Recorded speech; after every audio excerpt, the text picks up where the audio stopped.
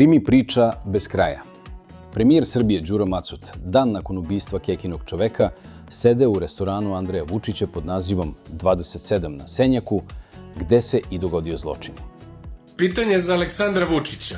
Kada si obavešten o ubistvu Aleksandra Nešovića Baje u restoranu 27 na Senjaku?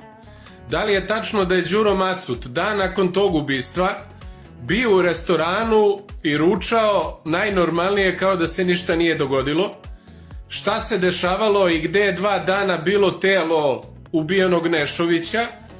I kako je moguće da je 2 dana nakon ubistva njegov telefon pronađen u kontejneru preko puta, a čaure koje su nesumnjivo bile sklonjene, pronađene prilikom vršenja uviđaja zajedno sa tragovima krvi? Kako je to sve moguće? Evo, živ nisam i čekam kad će Vučić da izađe na televiziju da nam sve to objasni.